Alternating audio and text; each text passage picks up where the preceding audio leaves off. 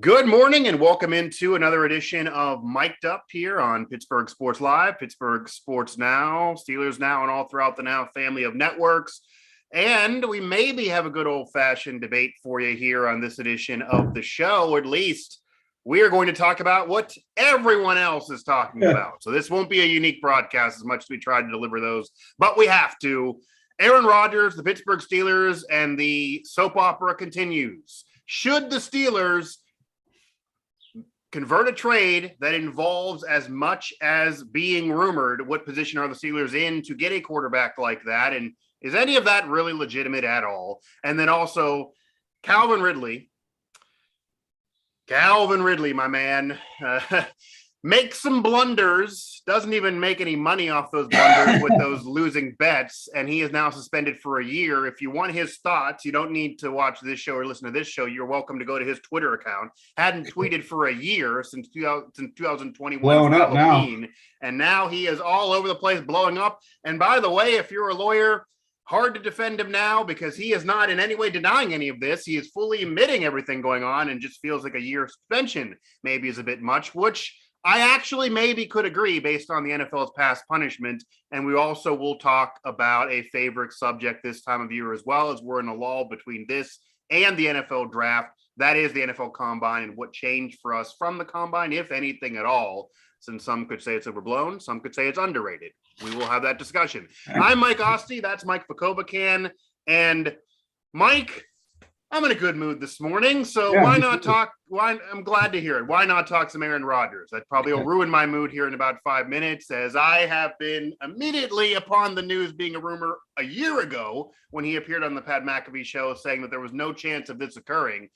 And I said, old takes exposed could strike me down if it happened.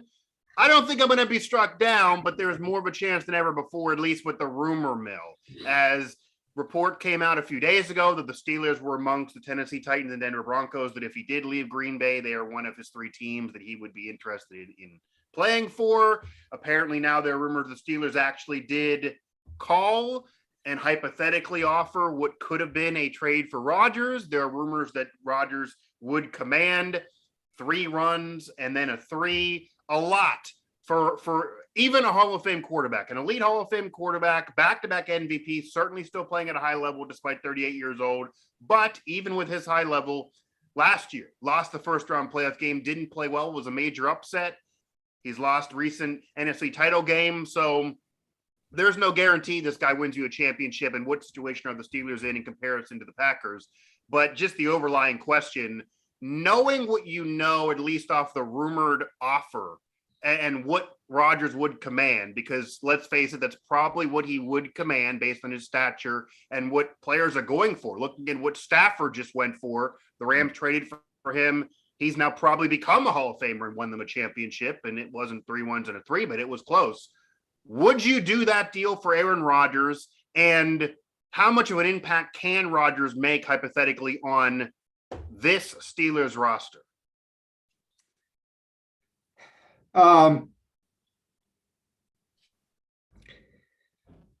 First of all, before I answer your question, there's 2 things about this story. I know most people, the majority of people believe that this story is, or this report is total BS.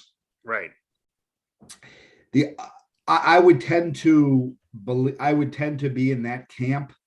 The only thing that would the part about the rumor for the 3 1s, or the part about the Steelers being a contender in the final? Just this whole thing. Just the whole thing. I've been in that camp for a year, but it just won't. And this latest story by Pro Football Talk, the only thing that would cause me to have a little pause is the fact that this is Mike Florio doing it with ProFootballTalk.com. Right, I know. And he's on NBC pregame show. This is not some. He's not going to make it up. This isn't Skip Bayless this is not or Stephen some blogger from or a blogger. Yeah. Yeah, for, some guy in his basement in Cheswick. This is. This is a national guy who has a TV show. That's the only thing that causes me, and he has sources. The guy's made, so he has to be getting it from somewhere. It's not. So I don't know where I stand on that. There are others who claim that the report, they're not saying the reports are false and the Steelers aren't one of the three, but there are others that are saying that the real list is Green Bay, Denver, and then a big drop down between Tennessee and Pittsburgh. There are some that are saying it would likely be Denver if they wanted to do the deal in terms of Rodgers' preference. I don't know why, but that's also other reports. But yeah, there at this point, there are not many disputing this report. Here's the other thing too with this report is that I don't know, a lot of people aren't bringing this up, is the fact that Aaron Rodgers controls this whole narrative, in that if he wants to go, if he has a desire to play for the Pittsburgh Steelers in this franchise and go with the play, he can control whatever. Just the offer for one team doesn't necessarily have to be the offer for the other team. Aaron Rodgers controls this whole game in a way, but I don't know if Green Bay is going to take I don't know if a situation would exist that Rodgers comes to Green Bay and says, yeah, but I'm not saying won't do it. One offer is going to be three ones and a 3, and the other one's going to be just one or something. Right. Yeah. It doesn't necessarily have to be the same exact offer is what I'm saying. Right. So there's so much unknown. Would I do it?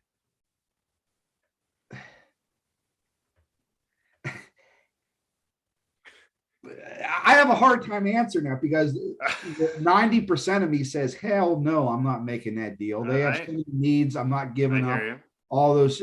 The other thing is, this team was 9-7, whatever they finished last year. They made it to the playoffs. Yeah. With a quarterback on one leg. And an offensive line that was non-existent. Sure. You change it this year, you add a Hall of Fame quarterback.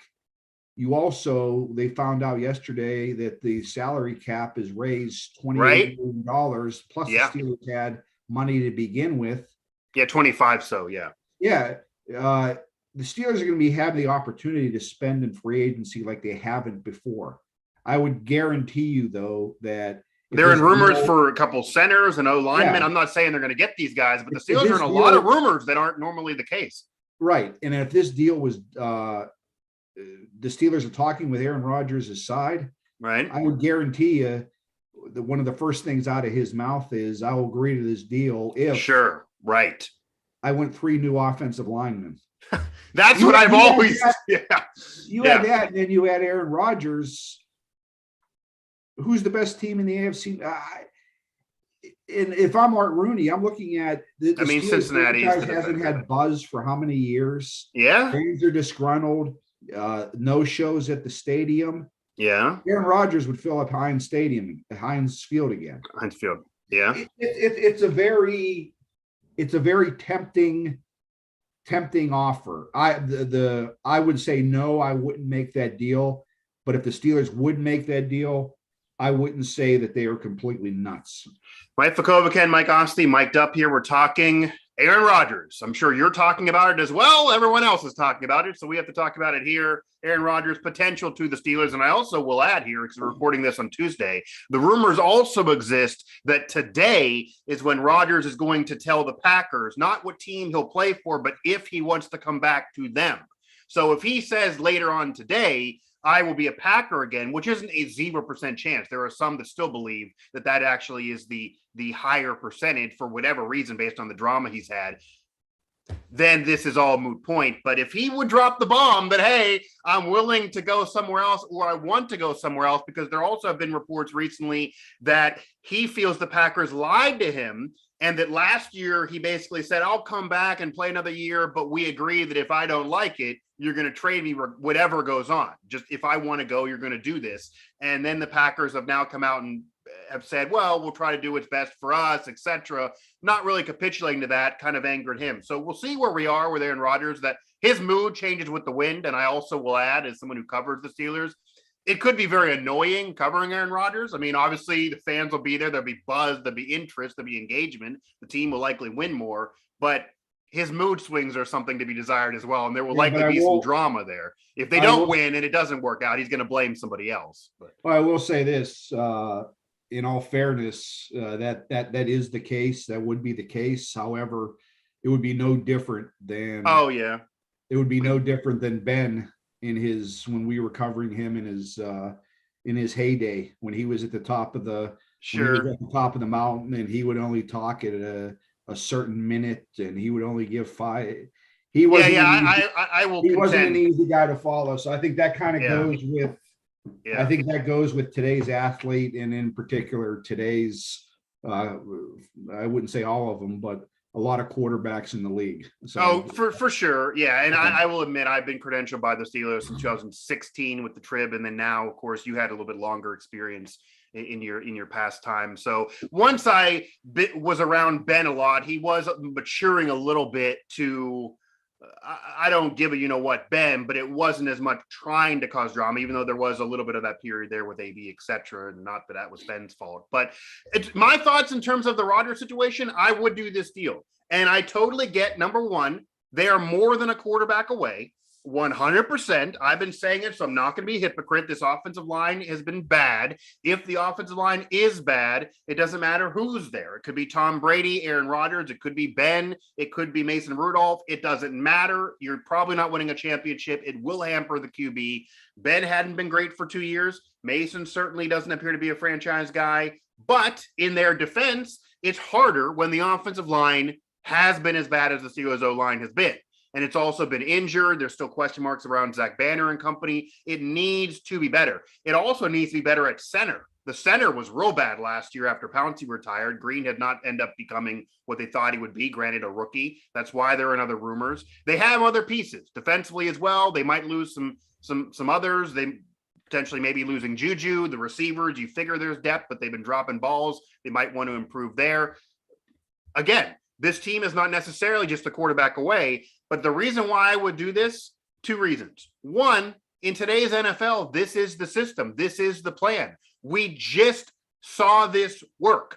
The Los Angeles Rams literally just did this, because I know that there are other examples throughout sports history of teams picking up a Hall of Fame quarterback at the end of their career, and it really working. Some don't, some it really works. For example, Joe Montana with the Chiefs. Yeah, that was a trade, but that really worked. It took him to the AFC title game. That was after the Niners thing. His last hurrah, didn't win a championship, but that was positive for them. Same thing with Favre to the Vikings. That was then the free agent signing after the Jets trade. That really worked out. Favre had his best year, was a play away from another Super Bowl appearance.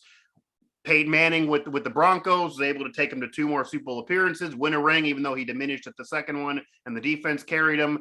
That was a free agent move, though. Brady with the Bucks, I get free agency there. He eventually led them to a title in only 2 years. Obviously great for the franchise despite hurting him now. But Stafford was a trade. And you saw the Rams wearing those shirts, F them picks, at their parade.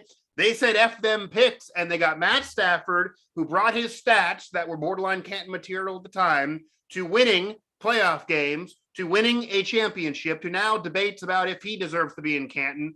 And if he wasn't there, even though they were close and almost won that title a few years earlier, they don't win that championship. And absolutely, 5 years from now or 3 years from now, it's going to make the Rams null and void come NFL draft time. If you're covering the Rams, there's nothing to talk about. They're losing first-round picks. Yeah. It will hurt them.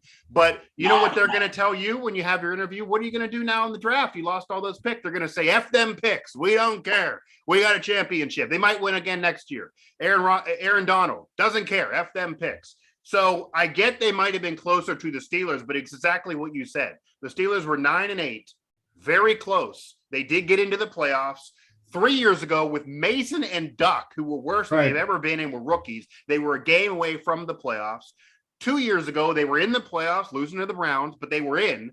So these aren't 2-win seasons, 4-win seasons. They've been close. If you think putting the MVP of the league, and he was either the MVP or close to being the MVP in all of those 3 seasons, on the team would swing it 2 to 3 games, say you win 2 or 3 more games last year. They could have maybe even won those games with Ben. They had issues where maybe some of those games were close. Yeah, they got blown out in others, but maybe you could swing 2 or 3. That automatically puts them in a better situation in terms of the playoff run. Automatically, probably gets them out of the wild card round, etc. So, or at least gets a home game, or Who knows? Because he's only the number one seed, gets a bye now, but puts him in a better situation.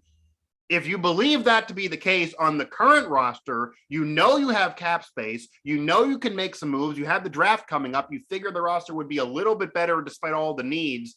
I would do it. It would hurt the future. It is a lot to ask. It is more than others have even commanded, but Rodgers is a reigning 2-time MVP right now, back-to-back, after winning earlier in his career as well. He was the best player in football in the NFL, and he unless you go to Brady, but he was right there. Absolutely. Yeah, he was the best player in football last year, and there was no the difference between some of those other quarterbacks that you mentioned is the fact that Aaron Rodgers looks like he has there's no slowdown in him. He would have been better before the trade because they were all either in drama or declining, or Peyton Manning was hurt, Favre was retiring every day. Brady wasn't even as good as he's been the last 2 years prior to getting to Tampa Bay. Yeah, Rodgers looks like there's no slowdown in with him. And like I said, I would do it. I think it's giving up a lot. I would be risky, but I agree with you. That's a great point. In the NFL, these guys worry about today. They worry about. I think you have to have a mentality to win, and the Steelers have always been about winning. You got some guys on this roster that aren't going to be what they are. Cam Hayward's one. Cam Hayward, ask him and his family behind closed doors what he wants. Does he care about what's going to happen 3 years from now? No, he wants to win. Right. And trust me, this would attract. You want to try to get forget about Juju and some of these other guys. You think just like it did with Tom Brady with this. There you go. Yep. You get Aaron Rodgers as the quarterback of the Steelers. You think you're going to have problems? Any problems attracting offensive linemen or people will take less wide receivers? Right. Exactly. They'll take less. It's exactly what happened with Brady and the Bucs, especially even the second year after winning. It might be more than a 1 or 2 year ride because that entire roster, everyone said the way the Bucs did it, you have 1 year. That's it. Look at the money. They all said, we love Brady. They all took less than market value to come back and do it again. When you have that guy that's possibly, now I will admit, there's no guarantee this works out because the counter argument, Mike, would be people have been saying this. Well, okay, it's F them picks. We're in a new era where you go win now. But Aaron Rodgers just played poorly and lost early on in an upset playoff loss with a better roster than the Steelers, with the best receiver in football, with an all-pro running back, etc. Year before, he lost in the NFC title game with a better roster than the Steelers, even though he got there. There's no guarantee that if you put him on the Steelers, even if they have some improvements, that would guarantee you a title, but it would give you a much better shot. And once you get in, and especially if you're in a better seat in a better situation, you have a better shot, you'd figure. Yeah, but they also, the counter to that, I would say that they didn't lose to, they lost to a really good team. They did, but it was an upset. They did. It was an upset, but I know you picked it though, so it's not an upset for you. Yeah, it was an upset. But and then the other game you mentioned, they lost in the NFC Championship game. Yeah, Steelers would take that a couple years in a row playing in the AFC Championship game. 100%. Yeah, so you just don't know Art Rooney. You don't know what he's thinking. Trust me, he feels the pulse of the fans. He feels the pulse of the franchise. He looks out from the box and sees people not showing up to the game. I'm not saying they're the Pirates as far as empty stadium, but they're not playing in front of people aren't showing up for the game. It's the Steelers. It should be sold out. It should be sold out. Exactly. And, they want to get a little buzz in this franchise. I know the Bengals have it now and, who knows what's going on with the Browns, but you put Aaron Rodgers on the Steelers, I'll take my chances with here's the last thing I want to say about this is you mentioned the offensive line. It would be a given that this wouldn't be like last year where they brought Ben back and they surrounded him by, with nothing. If Aaron Rodgers is coming here, whoever the GM is, Art Rooney, they're putting the best team around it because they know they have 2 or 3 years to win a Super Bowl. They're not going to let Aaron Rodgers go to play with a horse crap offensive line. They will load this team up and they will maneuver the cap to whatever they have to do to make this the best team on field possible for the next year or two, and then, deal with whatever happens 3 years from now then. Yeah, and I will tell you that I still do not believe I'm going to be wrong. I do not believe this is going to happen. However, I will admit, I am surprised the Steelers supposedly even made a phone call. I mean, again, the NFL is win now mode. There are NFL teams doing the F them picks, but that's never really been the Steeler way. Granted, we did see the Steelers trade up for a player. We have seen the Steelers trade a first-round pick for Minka. Again, the trading up for Devin Bush. So this last few years of Kevin Colbert, and he still would be involved right now. He's still involved right now. He still would be part of this trade. He'd be involved until after the draft. That would include all of this, and it would have to happen prior to that. So he would be heavily involved in this. That could be his last hurrah. Imagine that, a last hurrah. Oh, here's Rodgers. I'm going to go retire for 3 years. Send me a ring when you guys win. Like, that would obviously be a great way to send himself into Canton someday into the Hall of Fame. But that's been the Steeler way forever, and this is now a little bit of a new Steeler way the last few years, and the NFL way is kind of win now mode, even though the draft is very, very important in FM picks. So we will absolutely see. I'm surprised we're even here having this legitimate conversation. I don't think it'll happen. We will find out what Rodgers wants to do soon. But the Packers are certainly going to want to command a haul because they're not loving Rodgers that much. There's drama there. They're not going to want him to screw them. This is certainly going to be interesting, to say the very least. And the Steelers do need help besides just him, even though he can certainly help the team overall and will swing some wins. I do think they should do it. I don't think they're going to do it. It is a lot to give up. I totally get it. It guarantees you nothing. They're more than a QB away. But as you put it, when you get that piece, when you get that guy playing at an MVP level who's a Hall of Famer who still has plenty left in the tank, unlike maybe the belief of Ben, it's easier to get other guys with an increased salary cap who might be willing to take a little bit. I'm not saying they're going to play for league minimum, but might be able to take a little bit less, or maybe look at the Rams. They brought in, people thought Von Miller was done, OBJs and all this drama. He can't get on the field. These players, they have this. I'll use Eric McLean, who I had on the show before. He does this a lot on the AC Network. They had this aha moment the minute they got with Stafford and the Rams.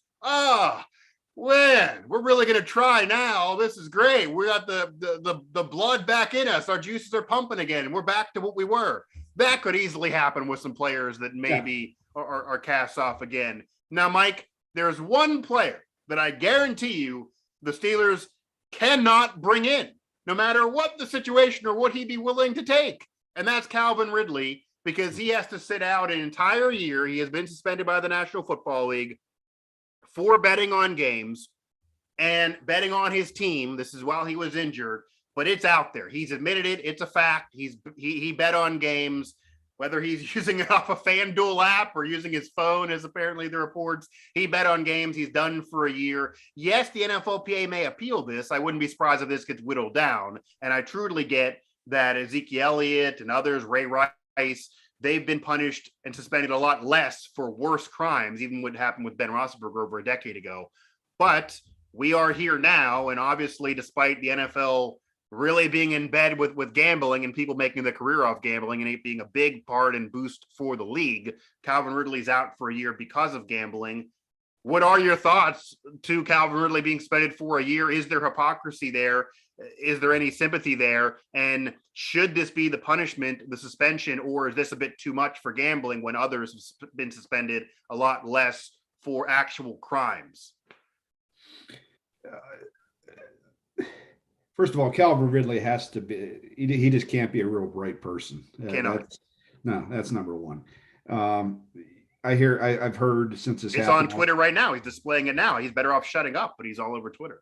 All these former players, Pat McAfee and other players talking about one of the first things when you walk into the league, they talk about, they tell you about protecting the shield, and gambling is just not, you can't do anything. You can't stay in hotel. So for him not to understand this and just think, oh, that's right. The other thing is, this guy assumingly is a millionaire many times over. What does he need to put a $1,500 bet in? Yeah. Well, he got less money now. He lost some of these bets. Yeah, he's betting on the Falcons to win. I don't know what he's doing. My only problem with this is, and this doesn't excuse Ridley, is what you mentioned, the increased visibility with gambling within the NFL. To say the least. Yeah. All the shows on every network, gambling shows before the pregame shows, during broadcasts, they put up graphics of whatever odds to win, over and on. It just sucks you in. And for a guy that, and then once again, I'm not excusing him, but for a guy that's off and he's just sitting there probably watching the game, the NFL, I don't know, with how much they're in with this, and then they slam a player for doing it is, I don't know. I have a little issue with that, but he knows that this has been for as long as sports has been going on.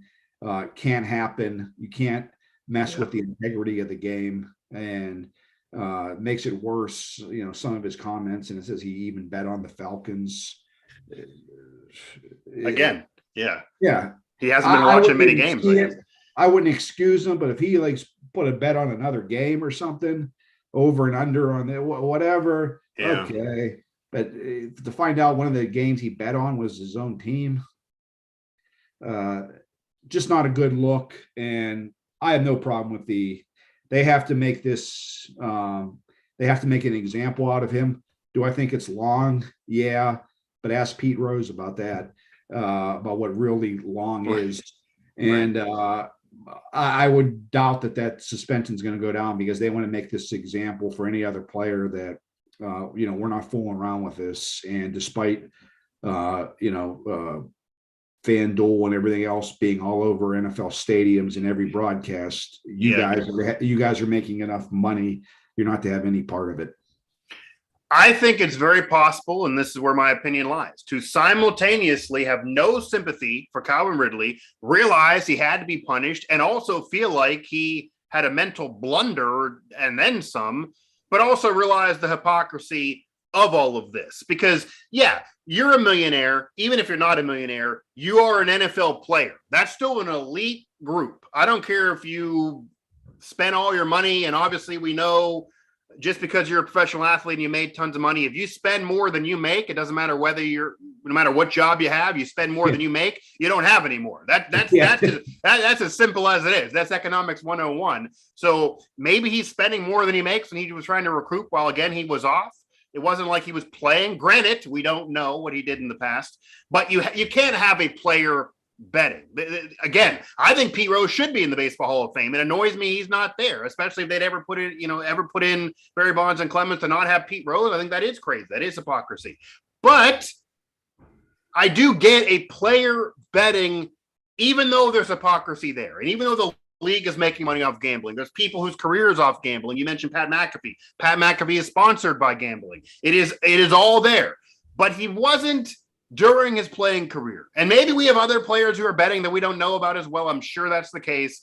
But to have a player betting takes away the integrity. And I get that Connor McDavid, for example, is sponsored by gambling in the NHL. But the NFL is the behemoth powerhouse. That is 90% of where the bets in the country, the world are going. People in other countries are betting on the NFL, even if they don't know the sport, because that's just what people do. It has become such a giant. That is why it is bulletproof from any other scandal, because of the influx of money from gambling. And it's the same thing of spending somebody for DUI, but you have a beer sponsor. I get it. You have a beer sponsor. We're making money, but we can't let you go ahead and drink and drive while you're an employee here. So there absolutely is some hypocrisy because of the money made. I do think the suspension is crazy long based on the fact that domestic violence abusers and people that have been accused of sexual assault and different things, even some that we had later proven in court, were suspended for a lot less time, even repeat offenders. That's a bit weird, but they're setting a precedent here that, hey, we can't have, imagine this scenario. You remember this in the NBA or in the early 2000s? Some of our younger viewers may not remember this. There was a whole scandal that it later came out that a referee was basically accused and then admitted he spent time in jail for point shaving and that whole scenario. And that was part of an NBA Western Conference series between the Kings and Lakers that he was officiating, that the Kings and Chris Webber still asking about it. They believe they were screwed out of winning that because of point shaving and because of gambling and because of all of that, despite what else went on. You can't have that in the NFL, especially today. If you have a situation where people put money down on a game, they bet, and then they find out later that a player was betting and they believe that maybe he was tanking it in the game, or imagine somebody playing, even if they're not sitting at home, you would have people at the league office burning it down. You would have riots, and I'm not even exaggerating it. You would have no integrity at all. You have to protect that for somebody playing or in the league as an employee. Even myself, credentialing the Pro Football Writers, I don't feel comfortable myself betting. You don't want to have that tie to it and bet. So for the average Joe, go ahead. Gambling is a part of the world and it's not going anywhere.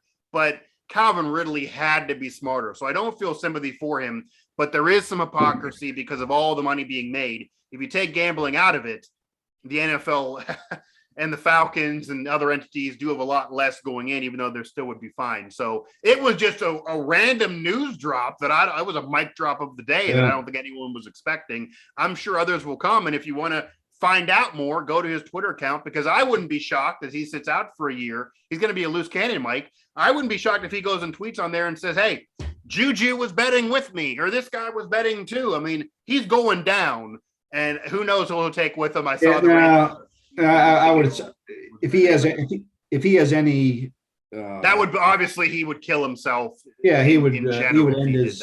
He's young enough that he should be able to come back from this. But yeah, it's a year. This guy's a number one NFL. He's a one, maybe a two receiver. I think he's a one. So plus he's young.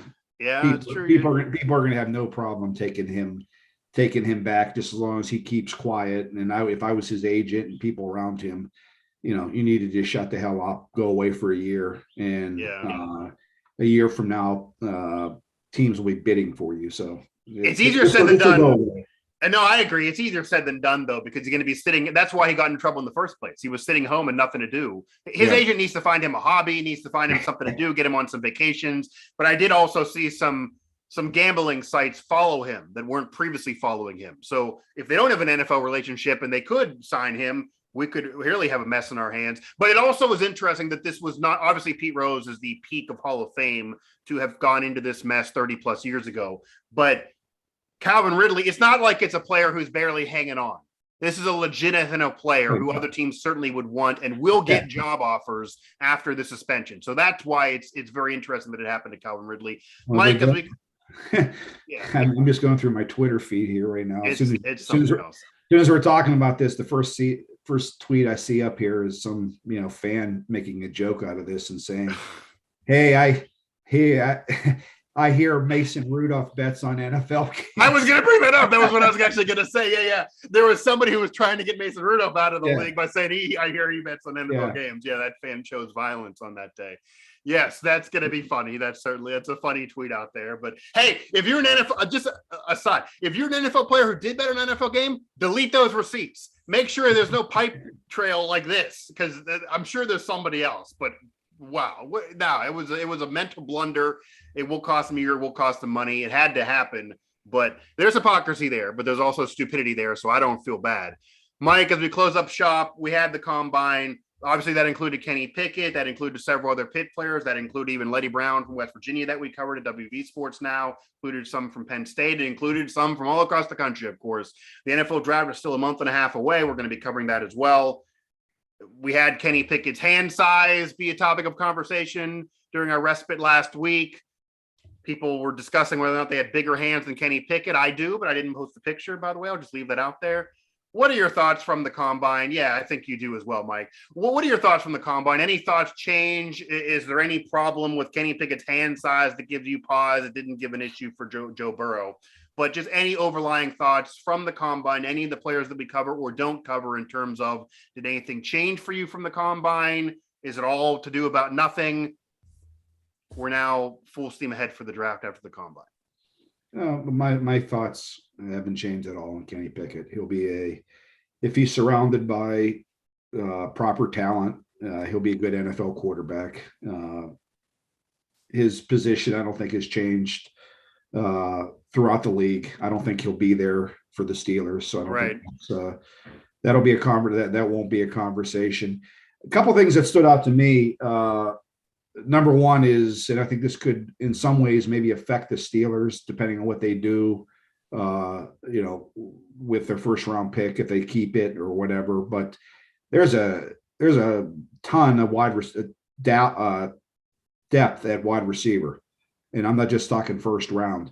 And for that matter, one of the Kevin Colbert's biggest strength in his scouting team's strength during his time is finding wide receivers every year, and fast wide receivers. That was the biggest thing that I took from the combine, is how fast everybody is. It just seems as though everybody is running a 4.4 or 4.3. It's just like the whole league is speed. And because of that, because of this, the abundance of talent at wide receiver, there's no way in hell I bring Juju Smith-Schuster back. I'm just not spending money on a guy on his second contract. That's a good player. If I'm going to spend big money on a wide receiver, it's going to be a great player. It's going to be a Devontae Adams. It's going to be a difference maker receiver that helps the quarterback out.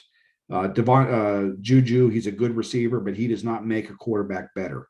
So I've tried to find that next guy in this group. That would be number one. And a couple guys that stood out to me, if they don't, I don't know what they're going to do with their first pick, but this nose tackle from Georgia, Jordan Davis, I don't know where he's going. We got to talk to Nick, our guy Nick, on this. Yeah, Nick Faribaugh. Who did a hell of a job, him and Allen in Indianapolis. Yeah, they did. Absolutely.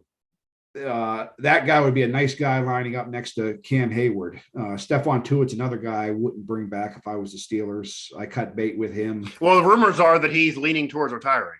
Again, we don't know at this time. I'd make the decision for him and say, you are going to retire. Okay. Clear up more money. And this would be a guy I looked at, and there's a couple inside linebackers that, everyone knows they need help at the linebacker position. A guy from Alabama, a guy from Georgia. So there's plenty of talent out there, but it's obviously, as we started this show, it's all going to be dictated as far as the first round, if they have a first round pick. If they have a first round pick, I think there's going to be the board will be wide open for the Steelers as far as whatever position they want to go. Obviously, the only position they wouldn't draft would be running back. But aside from that, I think it's safe to say they could. I think it's safe to say they could draft any position in the first round. I would say my one takeaway from the combine, and this wasn't exactly from the combine in particular, but the Steelers are not going to have a chance at Pickett or Willis. I don't believe either one of them are going to be there at 20 if they do have that 20th pick. And I don't believe they're going to trade up. But it'll be interesting who's the top quarterback and who goes first between Pickett and Willis. I would say that I kind of thought Pickett was that guy for a while. He certainly had the better college career, had the cachet of college, won the AFC or the ACC, and was a Heisman candidate. But Willis has become increasingly more popular as the weeks go by. And Grant, obviously Pickett's mobile enough. When the Steelers say they want a mobile quarterback, they don't mean Mike Vick. They just want some guy who can get outside the pocket, help receivers, get separation, help the O-line a little bit. They want mobility. They haven't had with Mason or even Ben.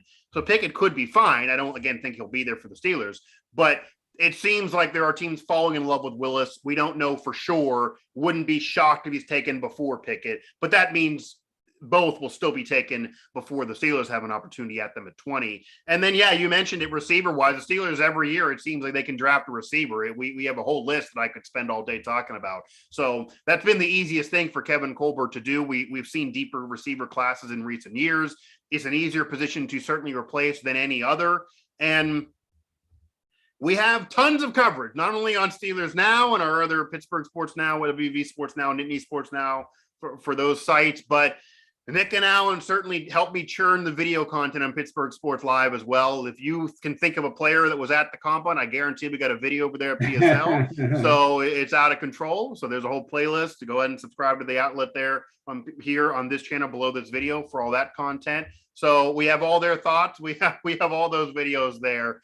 And again, the draft is now coming up at the end of April. So that is the next major event. This is a lull period. So it's now a period we can just debate Aaron Rodgers and have Ridley be suspended and see what happens with the rest of them. But Pickett, Willis, and company can go rest themselves because I feel like they've done all they can do. Hand size doesn't mean a thing, though. It doesn't mean a thing when you have that ring. He at least has one from college in the conference.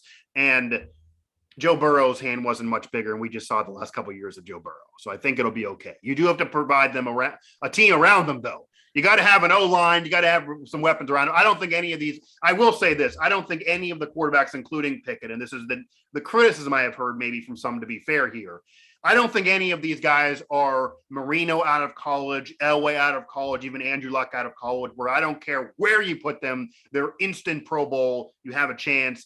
I do think they need to be in the right situation. I don't think you can put Pickett on the worst team in the league with no offensive line and all of a sudden he's winning 7 games. It'll be hard. You do need a system, but he certainly can be great if he's put in one. That'll do it for this show. It was a good one. It was a jam-packed one. A lot to talk about there, a lot of a debate, and we will see if any of this actually comes to fruition. Mike, it was fun. We'll get back here before March Madness. Watching tournaments this week. Alan and George are on their way to the ACC tournament right now. They're en route in the car this morning, so they'll have that, and then we'll give our picks. I guess the brackets come out Sunday, but we'll get a show in here before the end of the week. Yeah, absolutely. And I'm sure we'll get one after the words as well to give our picks when those do eventually come out. For Mike Vukovcan, again, for all of us at the Now family of networks, and of course, Pittsburgh Sports Live, I'm Mike Asti, and just the overlying theme,